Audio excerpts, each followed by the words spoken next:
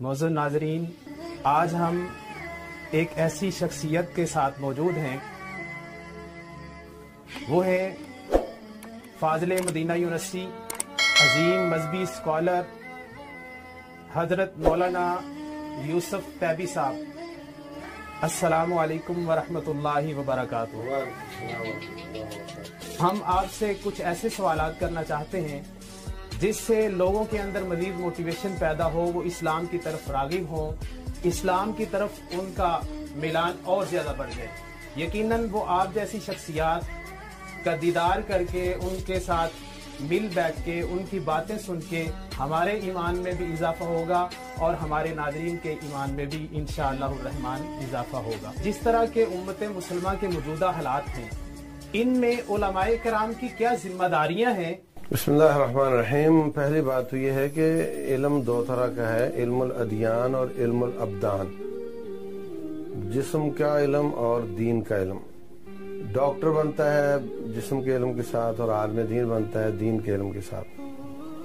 تو معاشرے میں یہ بات معروف ہے جی، اتنے لوگ ہوں تو ان پر اتنا ایک ڈاکٹر ہونا ضروری ہوتا ہے، حالانکہ ہر بندہ بیمار نہیں ہوتا، یا یہ کہ جوانی میں لوگ کم بیمار ہوتے ہیں، جبکہ دین کا علم وہ جب سے انسان جوان ہو اور جب تک فوت نہ ہو جائے اس کو ضروری ہوتا ہے۔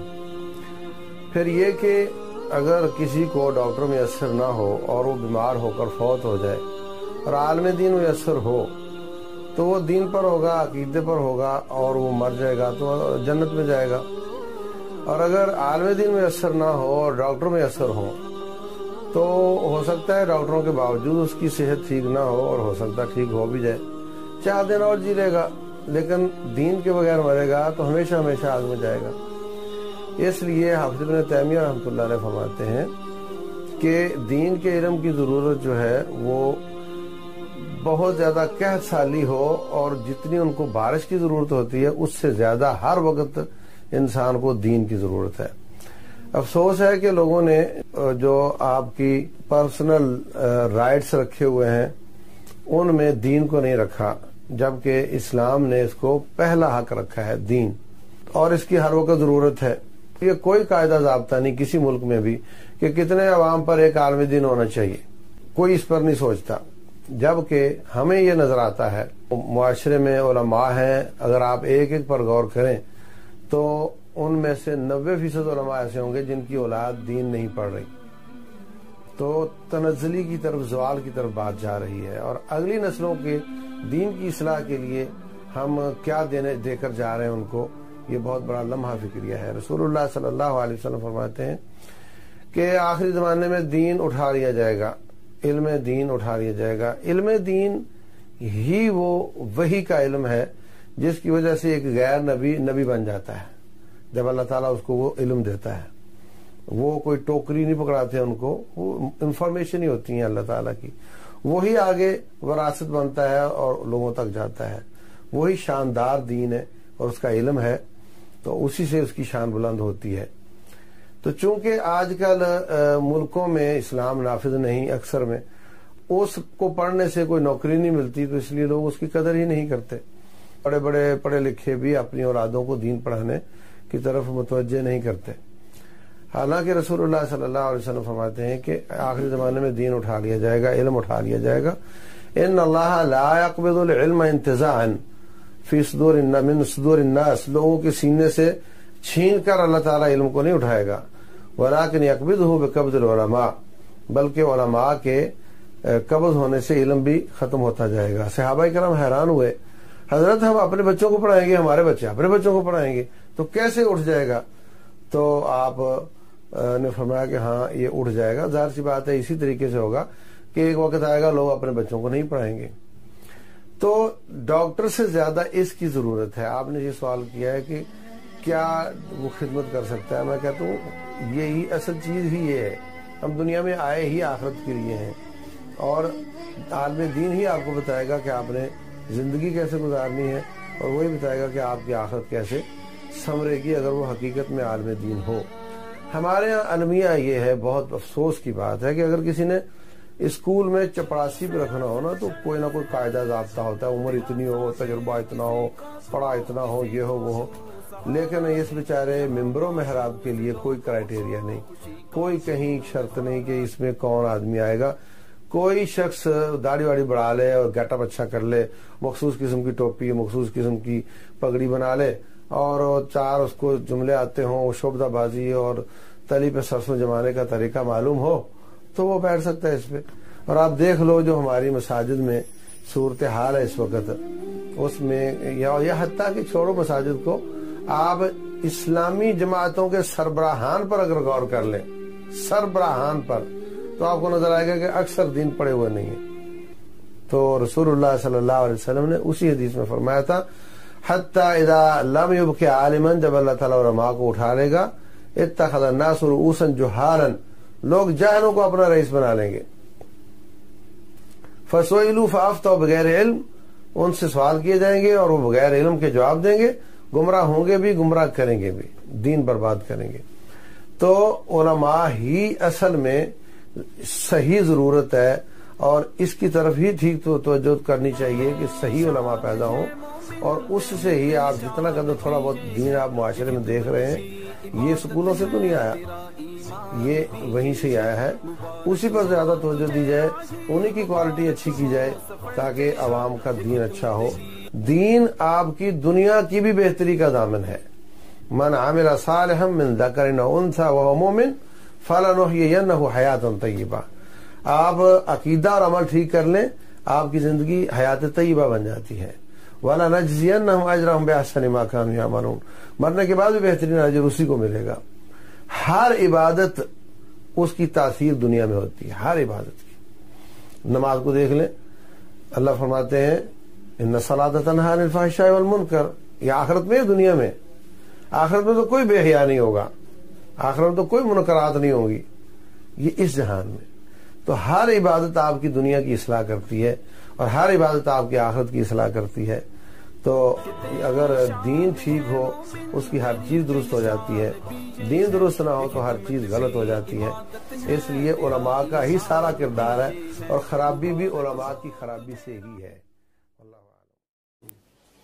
آپ کی شب و روز کی مصروفیات کیا ہے؟ کیونکہ آپ سارا دن اسکول میں ہوتے ہیں، تحریر میں ہوتے ہیں، تقریر میں ہوتے ہیں، اور گھر کو جو ٹائم دیتے ہیں، کیا گھر والے کبھی شکایت کرتے ہیں کہ آپ ہمیں کم ٹائم دیتے ہیں، یا اس طرح کا کوئی واقعہ جو آپ شیئر کرنا چاہیں ہمارے ساتھ؟ ادار سی بات ہے، ادھر ادارے میں ہم پڑھاتے ہیں تو اس کے بعد ایک اور ادارے میں پڑھاتا ہوں، بخاری شریف، تو مغرب تو ادھر ہی ہو جاتی ہے لاہور میں، تو اس کے بعد پھر افتاء کا کام ہے، وہ پھر کوئی خالی وقت ملے تو اس میں کچھ فتوے لکھنے ہوتے ہیں، اور پھر جو آ کر ملنے والے ہیں وہ بھی کافی سارا وقت لے جاتے ہیں۔ میں کہتا ہوں گھر جاتے ہیں تو وہاں بھی کوئی نہ کوئی فیصلے کی بات، جمعہ پڑھانے جاتا ہوں وہاں بھی کوئی نہ کوئی فیصلہ آ جاتا ہے کہ یہ فیصلہ کر دو، یہ فتویٰ دے دو، تو اس طرح تو ہوتا ہے۔ میں اس پہ شکایت نہیں کرتا بلکہ اللہ کا شکر ادا کرتا ہوں کہ اللہ تعالیٰ نے ہمارے اوقات کو مفید بنایا ہے۔ تو گھر میں شکایت تو ہوتی ہے لیکن میں روٹین میں اپنی تمام بہنوں کو یہ نصیحت کرتا ہوں اور کرتا رہتا ہوں کہ آپ لوگ اگر زیادہ اچھے نمبر نہ لے سکیں آخرت میں اور خالی پاس مارک مل گیا آپ لوگوں کو، جنت میں جانے کے قابل ہو گئی، تو آپ اپنے شوہر کی گھر میں ہوگی نا، وہ اگر فرسٹ کلاس میں ہے تو آپ بھی فرسٹ کلاس میں ہوگی، تو آپ کو کیا فکر ہے؟ تو آپ اپنے زیادہ سیکریفائز کر کے، زیادہ قربانی دے کر اپنے شوہر کے درجے بلند کرنے کی کوشش کرو۔ وہ جتنا اعلیٰ ہوگا جنت میں، تمہیں تو اس کے گھر ہی رہنا ہے نا، تمہیں کیا فکر ہے؟ تو آپ دنیا میں قربانی اور آخرت میں انشاءاللہ وہ جتنا اعلیٰ ہوگا اتنا ہی اس کے گھر میں آپ ہوں گی تو آپ کا مقام بھی اعلیٰ ہو جائے گا۔ تو بس اسی طرح کی موٹیویشن کے ساتھ ہی چل رہے ہیں۔ شہر نوجوان نسل کی تربیت میں کمی ہے، بے راہ روی کا شکار ہے، ان کو کیا آپ نصیحت کریں گے؟ ہی اصل کام کرنے والے ہاتھ ہوتے ہیں، تو ان کی اصلاح سے معاشرے میں اصلاح نظر آتی ہے۔ اور روٹین میں ہمارے ہاں یہ چلتا ہے کہ جوانی ہے یار، ابھی تو داڑھی رکھنے کی کیا ضرورت ہے، ابھی تیری کون سی عمر ہے۔ مطلب یہ کہ جب آپ گناہ کرنے کے قابل نہ رہو تو اس کو چھوڑ دینا، جب کرنے کے قابل ہو تو مت چھوڑو، یہ تصور پایا جاتا ہے. جبکہ اسلام میں تو جتنا گناہ کا امکان زیادہ ہو اور جتنا اس کی طاقت زیادہ ہو اتنا ہی اللہ تعالیٰ وہاں سختی سے منع کرتا ہے. رسول اللہ صلی اللہ علیہ وسلم فرماتے ہیں 7 قسم کے لوگوں کو رب ذوالجلال اپنے عرش کا سایہ دے گا. ان میں ایک ہے شاب نشا فی عبادت اللہ، جوان جس کی جوانی اللہ کی عبادت میں گزری. وہ شعر ہے نا فارسی کا کہ دار جوانی توبہ کردن سوائے پیغمبری، وقت پیری گرگ ظالم میشود پرہیزگار. جوانی میں عبادت کرو، یہ ہے انبیاء کا طریقہ. بڑھاپے میں تو پھر شعر بھی کہتا ہے میں بڑا نیک ہو گیا ہوں، اب میں کوئی شکار نہیں کرتا. ایک بوڑھا آدمی کہے میں چوری نہیں کرتا اور ایک جوان کہے میں چوری نہیں کرتا، بہت زیادہ فرق ہوتا ہے. تو جوانوں کو مخاطب کر کے ان میں مختلف قسم کے جیسے طلبہ تنظیمیں ہیں، اس طرح کی تنظیم کھڑی کر کے ان کو موٹیویٹ کیا جائے، حقیقت حال بتائی جائے، ان کی جوانی کو مس یوز نہ کیا جائے قتل و غارت میں اور مار دھاڑ میں اور اپنے سیاسی مقاصد کے لیے، بلکہ ان سے کوئی مفید کام لیے جائیں. یہ کام بہت ہو سکتا ہے کہ جوان کی بات زیادہ سنتا ہے. اسی طریقے سے مختلف میگزین وغیرہ جو ان کے رغبت والی چیزیں ہیں اس طرح کے نکال کر، اور آج کل میگزین بھی لوگ کم پڑھتے ہیں، زیادہ مختلف قسم کی اپلیکیشن بنا کر مختلف قسم کے ایسے کارٹون جو اللہ تعالیٰ کی مخلوق کے مشابہ نہ ہوں، جیسے سیب بول رہا ہے جیسے، تو اس طرح کے ان کو غیر محسوس طریقے سے ان کی اصلاح کی جائے، اینیمیشن بنا کر کی جائے، ویب سائٹس بنا کر کی جائے. اور یہ جو ہمارا سادہ طریقہ ہے کہ بات کرنی ہے ریکارڈ کر کے یوٹیوب پہ چڑھا دینی، اس سے بھی بہت فرق ہوتا ہے الحمدللہ. تو اور خاص طور سے ان کی جو مجبوریاں ہیں ان کو سمجھ کر جہاں ان کو ریلیف مل سکتا ہو دینا چاہیے، اور جہاں اسلام نے سختی کی وہاں سختی کرنی چاہیے. تو اس طریقے سے جوانوں کو ڈیل کیا جائے تو انشاءاللہ فائدہ ہو سکتا ہے. لوگ فتوے لینے کے لیے آپ کے پاس آتے ہیں، کون سا ٹاپک ہے جو سمجھتے ہیں کہ جس پہ آپ نے سب سے زیادہ فتوے دیے ہیں، اور اس کے بعد آپ یہ سمجھتے ہیں کہ اس ٹاپک پہ لوگوں کی رہنمائی کی بڑی ضرورت ہے کیونکہ یہ ٹاپک جسے ہم کہتے ہیں یہ کرنٹ ایشو ہے، یہ فتویٰ آتا ہی آتا ہے یا کثرت سے آتا ہے، وہ کون سا ٹاپک ہے؟ اس وقت آئلی باتیں جو ہے نا نکاح طلاق کی، خلا کی، اس میں ہی 90% تو اسی میں فتوے آ رہے ہوتے ہیں. اس وقت جو سکولنگ ہے انہوں نے عورتوں کے ایسے دماغ خراب کیے ہیں. یعنی وہ بچی بڑی سادہ اور بڑی بولی بالی ہوتی تھی، جیسے ایک پودا ہے وہ چھوٹا سا ہے، ٹیڑھا ہے، تو اس کے ساتھ آپ کوئی چیز باندھ دو تو سیدھا ہو جاتا ہے. تو یہ 9 عمری میں شادیاں ہوتی تھیں اور بھولی بھالی لڑکیاں شوہر کے ساتھ جا کر شوہر جیسی ہو جاتی تھیں، اور ان کا مائنڈ سیٹ ہی وہاں جا کر بنتا تھا. تو ان کو یہ تصور تھا کہ بھئی ایک گھر ابا کا، دوسرا شوہر کا، تیسرا قبر ہے اور کوئی آپشن نہیں ہے. تو ان سکولوں نے ان کو چالاکیاں سکھائی ہیں، رابطے کرنا، باہر نکلنا، اور سکولوں نے ان کو یہ سکھایا ہے کہ سٹیٹس مینٹین کرنا ہے. میں اس حوالے سے ایک اور بات کرنا چاہوں گا، میں تھوڑا اس کو بعد میں کرتا ہوں. تو سکولوں نے ان کو یہ چیزیں سکھائی ہیں جس سے اب وہ شوہر کے پاس جاتی ہے 2 آپشن لے کر، دیکھوں گی سمجھ میں آیا تو، ورنہ میں تو جاب بھی کر سکتی ہوں. تو پھر وہ جب پہلے ہی ہاف مائنڈڈ ہے تو پھر اس کے بچنے کے چانس بھی اسی طرح کے ہوں گے. اور وہ پڑھ کر اوور ایج بھی ہو چکی ہوتی ہے. اور سمجھتا ہوں کہ شوہر جو ہے ان کو اللہ نے طلاق کا حق دیا ہے تو ان کو مرد بننا چاہیے، عورتیں نہیں بننا چاہیے. ایسے ہی تھوڑی سی بات ہوئی تر اور جناب طلاق کا برس مار دیتے ہیں. یہ اللہ تعالیٰ کی حدود کے ساتھ کھیلنے والی بات ہے، یہ جائز نہیں ہے ایک دم طلاقیں دینا. ان کو اللہ سے توبہ کرنی چاہیے. اللہ تعالیٰ نے فرمایا نمبر 1 اگر آپ کو سمجھ نہیں آ رہی فَإِذُوهُنَّ ان کو نصیحت کرو.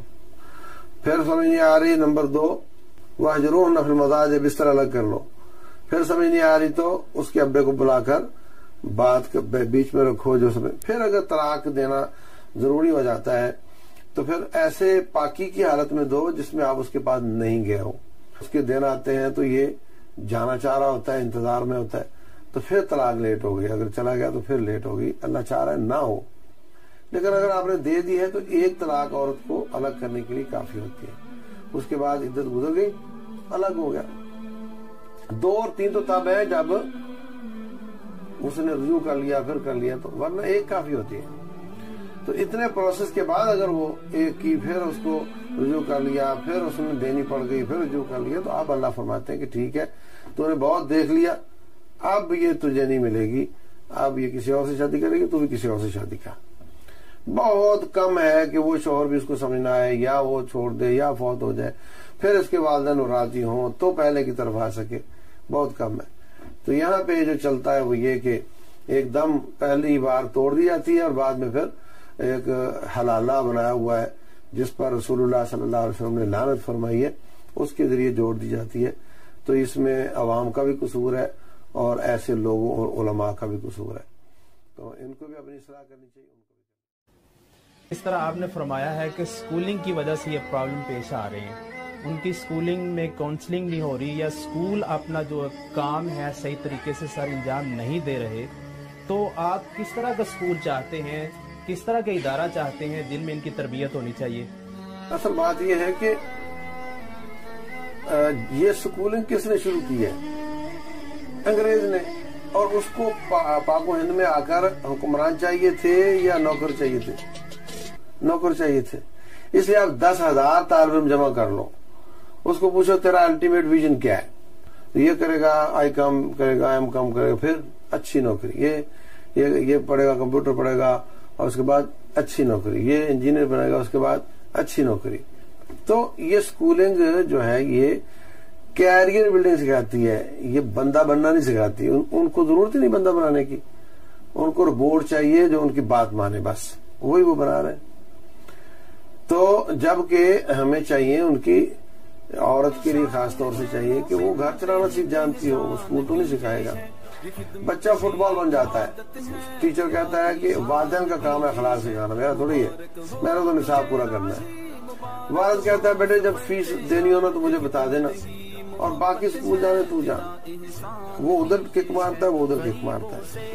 اور ابا جو ہوتا ہے نا، وہ ابا نہیں ہوتا، وہ ATM مشین ہوتی ہے، اور اس کو کوئی غرض نہیں کہ بچے کا کیا بن رہا ہے۔ کتنے ابے ایسے جن کو یہ نہیں پتا کہ میرا بچہ پڑھتا کیا ہے۔ اس سچویشن میں تربیت کیسے صحیح ہوگی ان کی؟ اور ابھی جو گورنمنٹ نے ایک بہت اچھا اقدام کیا ہے کہ قرآن کو ترجمے کے ساتھ پڑھنے کا حکم دیا ہے، یہ بہت آئیڈیل بات ہے۔ میں اللہ تعالیٰ سے ان کے لیے دعائیں کرتا ہوں جنہوں نے یہ کام کیا، اللہ ان کو برکات سے نوازے، اور یہ کام بہت پہلے ہو جانا چاہیے تھا۔ تو یہ بہت اچھی بات ہے کہ رب ذوالجلال کا قرآن اور اس کا ترجمہ یہ لوگ پڑھیں گے تو ان کی تربیت ہوگی، لیکن اس کو مزید اچھا کرنے کی ضرورت ہے۔ قرآن ترجمے کے ساتھ پڑھنے کے ساتھ ساتھ ان کو قرآن صحیح پڑھنا آنا چاہیے۔ اب دیکھو نا، اللہ تبارک و تعالیٰ کے نام ہے قرآن میں بہت زیادہ، مطلب ہر اکثر آیات کے بعد اللہ غفور الرحیم، عزیز الحکیم، رؤوف الرحیم۔ تو جو حروف تہجی صحیح نہیں پڑھنا جانتا تو ظاہر سی بات اللہ کے نام بھی غلط ہی لے گا۔ تو کوئی شخص اگر اپنے ابے کا نام غلط لیتا ہے تو وہ برا ہے، تو جو اپنے اللہ کا نام غلط لیتا ہے وہ کتنا برا ہوگا۔ پھر قرآن حکیم کے جو حروف ہیں ان میں ملتے جلتے ہوئے زا، ذال، ضاد، تو اگر یہ ایک دوسرے کی جگہ پر بول دیے جائیں تو معنی تبدیل ہو جاتا ہے، تو قرآن بگڑ جاتا ہے اس سے۔ تو قرآن کو بگاڑنا تو جائز نہیں ہے۔ اس لیے حکومت اگر یہ کام بھی کرے ساتھ ساتھ کہ جو صحیح قرآن پڑھنا جانتے ہیں ان کی خدمات لے کر بچوں کا قرآن بھی ٹھیک کرے اور ساتھ ساتھ ان کو ترجمہ بھی پڑھائے، تو یہ بہت انقلابی اقدام ہے۔ اس کے علاوہ کتابوں سے بدعات اور شرکیات کی نفی کی جائے، ختم کیا جائے۔ اس کے علاوہ بے حیائی کا ایلیمنٹ کتابوں سے نکالا جائے۔ اور ایک بات آپ سن کر حیران ہوں گے کہ کتابوں سے سٹیٹس مینٹین کرنے کی رغبت ختم کی جائے۔ کتاب میں بتایا جاتا ہے جی، اور بہت بڑا گھر ہوتا ہے، بنگلو ہوتا ہے، اس میں ایک سوئمنگ پول ہوتا ہے، اور اس میں ایک بیڈ ہوتا ہے، اور ایک کتا ہوتا ہے جو بچے کے ساتھ سو رہا ہوتا ہے، اور جناب یہ ہے وہ ہے۔ تو بچہ پڑھتا ہے، وہ اس کو اپنا خواب بنا لیتا ہے۔ اس کی بجائے رسول اللہ صلی اللہ علیہ وسلم کی زندگی کیسے تھی، صحابہ کرام کی کیسے تھی، آپ کے گھر کیسے تھے، حجرے کیسے تھے، یہ چیزوں کو لایا جائے تاکہ وہ نیچے دیکھنا سیکھے اور وہ تھوڑے پہ گزارا کرنا سیکھے۔ وہ پڑھتا ہے تو پھر وہ بیچارہ اپنے خواب پورے کرنے کے لیے لوٹ قصور، چوری، رشوت، کمیشن سب برابر کر دیتا ہے۔ تو یہ بھی تربیت کا فقدان ہے۔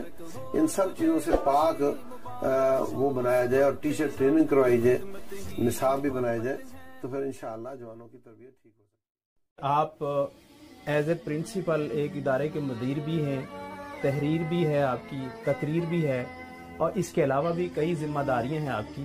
کون سا ایسا کام ہے جو آپ زیادہ دیر تک کرتے ہیں یا اسے آپ پرائورٹی پہ کرتے ہیں، اسے ایز اے موٹیویشن کرتے ہیں؟ تمام انبیاء کرام جو تھے وہ بول کر دعوت دیتے تھے، یہ سب انبیاء کی سنت ہے، تو یہ تو چلتا ہی ہے، فرسٹ پرائورٹی پہ چلتا ہے، حتیٰ کہ جو پڑھانا ہے وہ بھی بول کر ہی پڑھانا ہوتا ہے۔ تو تحریر کچھ کتابیں چھوٹی موٹی لکھی ہیں میں نے۔ آپ کا نام محمد یوسف ہے، مفتی محمد یوسف ہے، لیکن پیبی آپ کا نام کس وجہ سے مشہور ہو گیا کہ آپ نے خود اس کو سلیکٹ کیا؟ اس کے پیچھے کیا موٹیویشن ہے؟ کوئی بڑی بات نہیں ہے، روٹین میں جو جہاں سے فارغ تحصیل ہو اسی کی طرف منسوب ہوتا ہے۔ علی گڑھ سے ہو تو علی ہوتا ہے نا، اور مدینہ سے ہو تو اکثر لوگ مدنی، تو مدینے کے نام اور بھی ہیں، طابہ و طیبہ، تو میں نے اس کے دوسرے نام کی طرف نسبت کر لی ہے، طیبہ سے طیبی ہو گیا، اور یہ پہلا شخص ہے جس نے تاریخ میں یہ بات سوچی ہے۔ ایک تاریخ میں طیبی آتے ہیں، وہ کئی کتابوں کے مشکات وغیرہ کے شارح بھی ہیں، بہت بڑے عالم گزرے ہیں، وہ طیب بیچتے تھے، خوشبو بیچتے تھے، تو طیبی ہیں۔ طیبی طیبہ کی طرف منسوب میرے علم میں یہ پہلا آدمی ہے۔ آپ کی پسندیدہ ترین شخصیت کون سی ہے جس سے آپ کو موٹیویشن ملتی رہتی ہے؟ پسندیدہ شخصیتیں کچھ ایسی ہیں جن کے نام لینا تھوڑا مشکل ہے، اور کچھ ایسی ہیں جن کے نام لیے جا سکتے ہیں۔ اور جیسے آپ جانتے ہیں حافظ عبدالسلام بن محمد حافظہ اللہ ماشاءاللہ سے کام کے دھنی ہے، اللہ نے علم میں پختگی اور رسوخ بھی دیا ہوا ہے، اور وہ اپنے دبا کر کام کر رہے ہیں۔ ہم پھر بھی ادھر ادھر ہو جاتے ہیں، کوئی کبھی وقت ضائع ہو جاتا ہے ہمارا، وہ اللہ کی توفیق سے بہت۔ تو اس طرح کے علماء جو اپنا ہر وقت دین کے لیے وقف کیے ہوئے ہیں۔ انسان پریشان بھی ہوتا ہے، غمگین بھی ہوتا ہے، اور اس کی موٹیویشن کم بھی ہو جاتی ہے۔ ان لمحات میں اگر آپ کے اوپر یہ لمحات آتے ہیں تو آپ ان لمحات میں کیا آپ کا طرز عمل ہے؟ پریشانی اور غم یا موٹیویشن، انسان تھوڑا وہ ڈھیلا ہو جاتا ہے، سست ہو جاتا ہے، تو کیا کرتے ہیں؟ ویسے میرے لیے سوال تھوڑا عجیب اس لیے ہے، ویسے تو ہر بندے کو یہ حالت پیش آتی ہے، لیکن ہم جس مالا میں پروئے ہوئے ہیں تو ہمیں ایسی کیفیت بہت کم آتی ہے، یعنی ہمیں کھینچنے والے بہت ہیں، پوچھنے والے بہت ہیں، اور بھائی ادھر آؤ ہمارے پاس درس چاہیے، ادھر آؤ، کہتا ہے فون ہر وقت، کوئی 14 گروپ 15 گروپ ہیں میرے سوالوں جوابوں کے، اور پھر فون پہ ڈائریکٹ کرنے والے، اور پھر درس مانگنے والے اور کھینچنے والے اتنے زیادہ ہیں کہ وہ مجھے سست نہیں ہونے دیتے۔ جو انڈیویجول ہوتا ہے نا اپنے طور پہ، اس پہ ایسی کیفیت آتی ہوگی، لیکن ہم کسی مالا میں پروئے ہوئے ہیں، ہمارے اوپر بھی ذمہ دار ہیں، نیچے بھی ذمہ دار ہیں، تو ہمیں تو بہت کھچائی ہوتی ہے، اور ہم تو اسی برکت سے ہی چلتے رہتے ہیں الحمدللہ، ہمیں تو بیمار ہونے کی اجازت نہیں ہے۔ شاہ آپ دین کا کافی کام کر رہے ہیں، اللہ نے آپ کو عزت بھی دی ہے، شہرت بھی دی ہے، کون سی ایسی خواہش ہے جو آپ سمجھتے ہیں کہ ابھی تک آپ کی پوری نہیں ہوئی، اس کے لیے آپ دو بھی کر رہے ہوں، کوشش بھی کر رہے ہوں؟ اللہ تبارک و تعالیٰ نے جو کچھ ہمیں مالی حساب سے یا مادی حساب سے دیا ہے، اس میں تو کوئی لمبی چوڑی خواہشات ہماری نہیں ہیں، ہم بہت اچھے ہیں، ہزاروں سے کروڑوں سے اچھے ہیں۔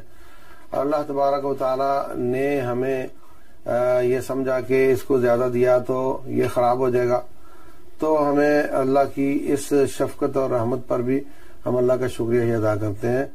میں کبھی سوچتا ہوں کہ جن علماء کو اللہ نے زیادہ دیا، میں ان کی اولادوں پہ نظر دوڑاتا ہوں، مجھے کوئی ان میں عالم دین بنتا نظر نہیں آتا سوائے اللہ ماشاءاللہ، اور بگڑتے ہوئے بہت نظر آتے ہیں۔ اللہ تبارک و تعالیٰ فرماتے ہیں کہ وَلَوْ بَسَطَ اللَّهُ رِزْقَ لِعِبَادِهِ لَبَغَوْا فِي الْأَرْضِ، ایک باپ اپنے بچوں پہ ہاتھ ہلکا رکھتا ہے تاکہ یہ بگڑ نہ جائیں، تو رب ذوالجلال نے ہمیں جہاں رکھا ہے وہ بہت بہترین رکھا ہے الحمدللہ۔ سب سے اچھی زندگی نبی صلی اللہ علیہ وسلم نے گزاری ہے، اور انہوں نے جس طرح کی گزاری ہے، ہم تو ان سے بھی بہت زیادہ سہولتوں میں ہیں الحمدللہ۔ تو یہ تو ایسی کوئی خواہشات نہیں ہے۔